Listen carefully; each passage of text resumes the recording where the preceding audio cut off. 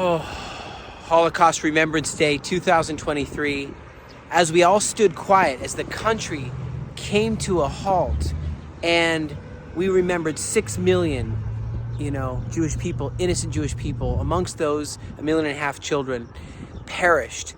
And you know what I thought about as I was praying silently there, as the siren sounded throughout the land, all the cars stopped. Everyone got out of their cars, they stood quietly. And I remembered something. I remembered, a lot of these people, these Holocaust survivors, they're very joyful people, very joyful. But a lot of them made their aliyah. Imagine the transformation. What generation in the history of mankind has seen such a transformation where they come from a death camp and they come to a new land, and suddenly they're defending the defenseless in the defense force, a newly formed IDF, and they're seeing miracles as God brings the Jewish people home. And it's just kind of exciting.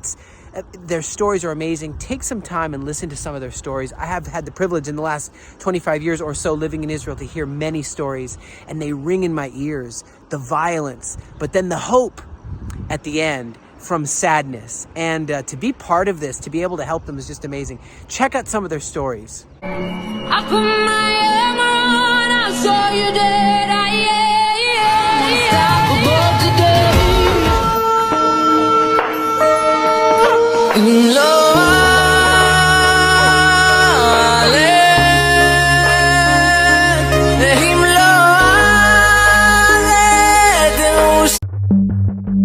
Holocaust denial is a form of anti-Semitism. The only reason to deny the Holocaust is to inculcate and foster anti-Semitism. The Holocaust has the dubious distinction of being the best documented genocide in the world. So for anybody to disbelieve, they've got to come to it with some sort of preconceived notion. Holocaust denial takes different forms. And I divided into hardcore Holocaust denial and softcore Holocaust denial. Hardcore Holocaust denial is the argument made by deniers that there was no planned, centralized program of annihilation of the Jews by the Nazis. That this whole idea of eliminating the Jews from the European continent and beyond never happened. You would ask them, well, why would the Jews make up this myth? Is that they did it for financial gain and to get the sympathy of the world in order to get a state. That in and of itself makes Holocaust denial a form of anti-Semitism, because the rationale they give to get money and to get a state are, of course, at the center of the stereotypes associated with anti-Semitism. But softcore denial does not deny the Holocaust. There were people who would say, well, of course the Holocaust happened, but was it really 6 million? Of course the Holocaust happened, but were there really gas chambers? I think any thoughtful person today knows that that's a ridiculous kind of thing. First of all, for deniers to be right, who has to be wrong? Well, certainly all the survivors. You have the bystanders. But most of all, you have the perpetrators. What they said was, I didn't do it. I was only following orders. So they had these different excuses, but they never said it didn't happen. The audience often are anti-Semites who are looking to have their feelings confirmed, or people who might not be overt anti-Semites, but somehow are discomforted with the idea of Jew as victim. This is an attack on society at large. In almost every society where they've gone after Jews first, they've gone after other people after that. Prejudice has to be fought, and amongst those prejudice, anti-Semitism has to be fought.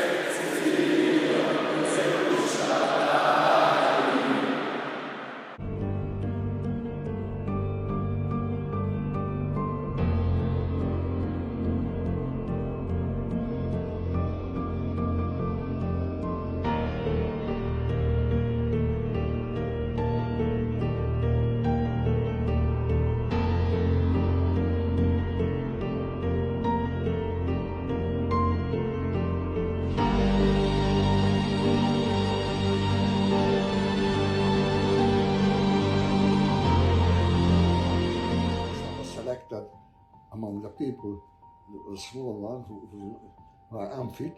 I managed to sneak out from that group, and I went to the other group which were not selected. But to my bad luck, the Lagerorchester, who was a German, to one of his subordinates, go and bring back that boy. And he ran after me, got hold of me. When he got hold of me, he said to me in Yiddish, "Läufe weg von mir," run away from me. So I didn't need much encouragement. I ran away, but I looked, where can I run? He's seeing me, where I am. I saw a group of Russian prisoners of war who had their own block in Auschwitz, and they let me into their block. And the Lagerorchester ran after me, but the Russians stopped him and said, "You don't come into our block. If you come in, we are guarantee you are not going to get out alive." So that was safe. That was Erewhon Kippur. It was already dark by the time the selection was over. I'm now 92 and a half. I'm still here. I'm a living testimony for what happened in Auschwitz. Thanks for listening to some of that. Isn't there hope? Hope in your eyes. I see hope in their eyes. Thank you for joining with us and seeing the hope grow.